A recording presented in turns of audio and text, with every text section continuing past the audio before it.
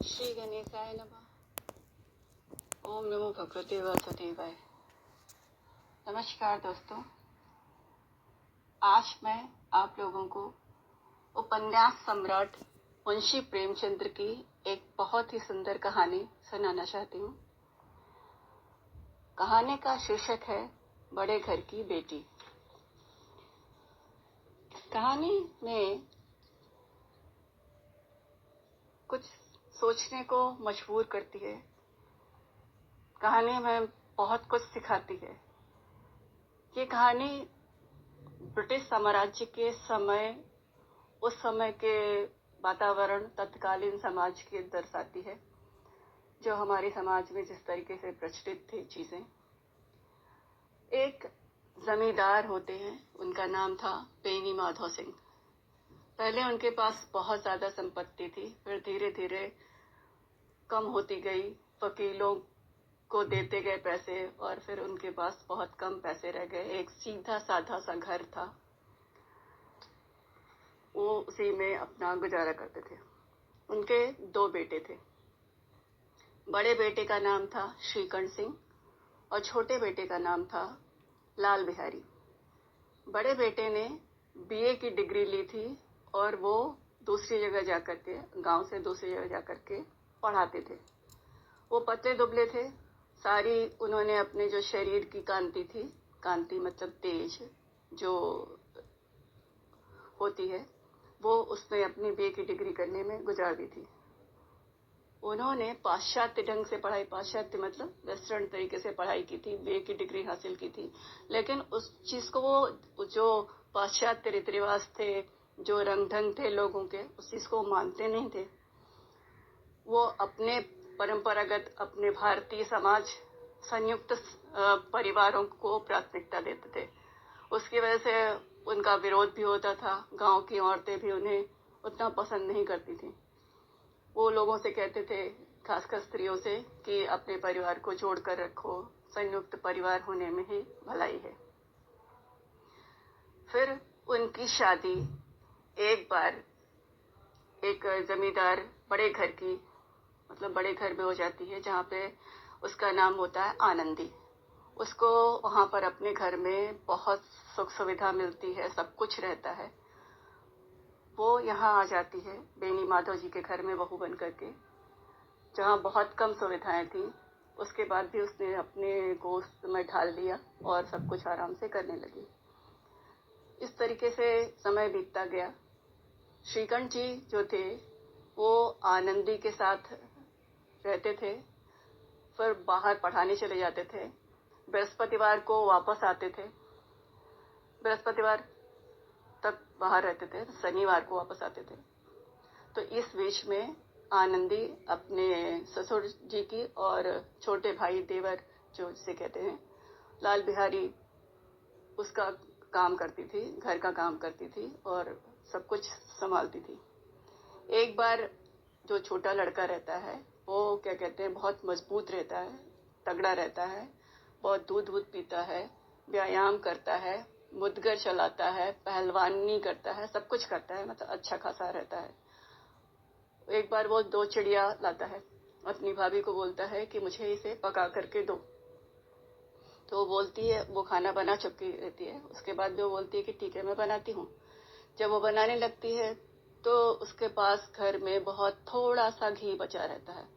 उसी घी में वो जल्दी से बना करके दे देती है। जब वो खाने बैठता है लाल बिहारी छोटा भाई, तो कहता है इसमें तो घी ही नहीं है। तो भाभी बोलती है कि जो घी था वो बहुत कम था, वो तो उसे डालते ही खत्म हो गया। तो लाल बिहारी उसमें गुस्सा हो जाता है और उसको बोलता है कि इतनी जल्दी कैसे घी खत्म हो गया। तो भाभी भी नाराज हो जाती है, बोलती है कि इतने से थोड़े से यहाँ पर तो घी रहता है, हमारे यहाँ तो, हमारे घर में, मायके में तो बहुत ज्यादा घी होता है, इतना थोड़ा थोड़ा घी तो नौकर लोग ही खा ले जाते हैं। तो वो गुस्सा हो जाता है, मतलब बात बढ़ जाती है। तो वो अपना एक चप्पल, उस समय खड़ाऊ बोलते थे, चप्पल उठा करके भाभी को मारता है। वो भाभी बचा लेती है, लेकिन हाथ में चोट लग जाती है। तो गुस्सा हो जाती है, दोनों तरफ से झगड़ा बढ़ जाता है। फिर वो लोग अपने अपने रूम में चले जाते हैं, नाराज हो जाती है। तो वो 2 दिन तक फिर वो खाना वाना नहीं खाती है। जब शनिवार को उसका पति घर आता है, श्रीकंठ, तब वो बाहर लोगों से बात करता रहता है।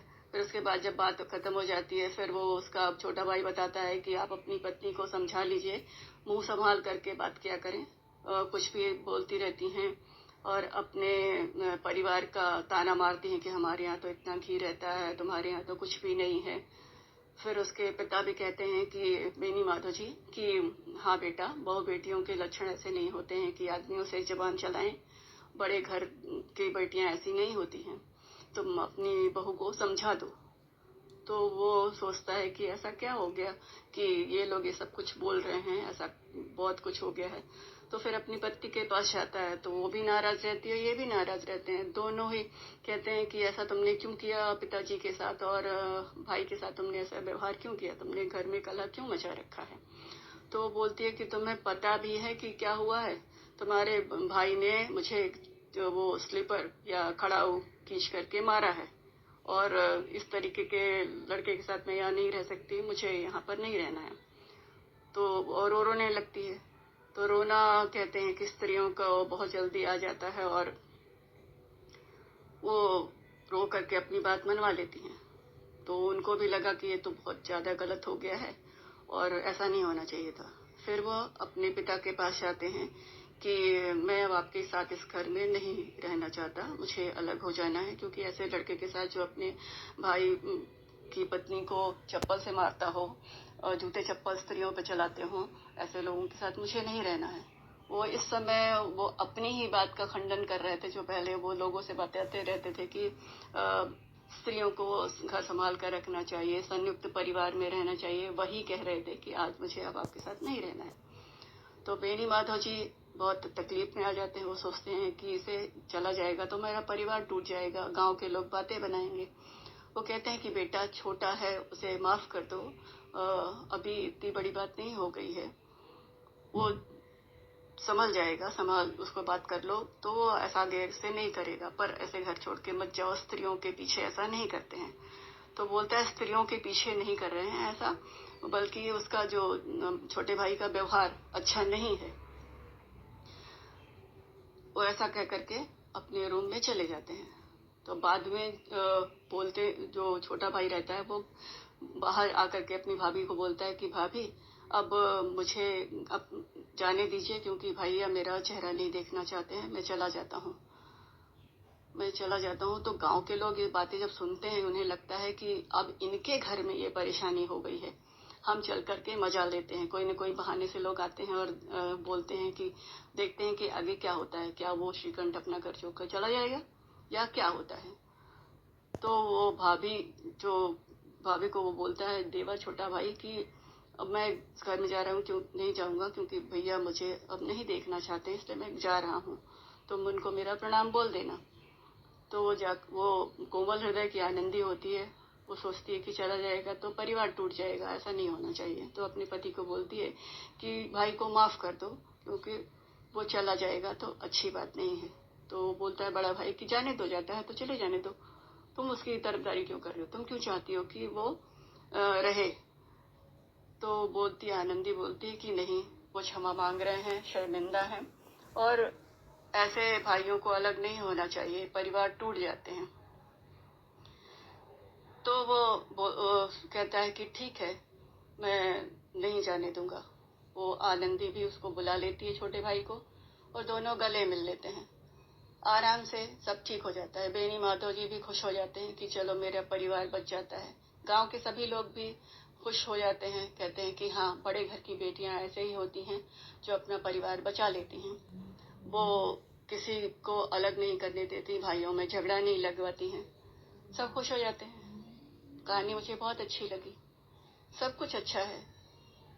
तब भी और अब भी मुझे यही लगता है, मैं यही सोचती हूँ, या मेरी व्यवस्था यही है कि बड़े घर की बेटियां हों या छोटे घर की बेटियां हों, बेटियों को ही सब कुछ एडजस्ट करना पड़ता है।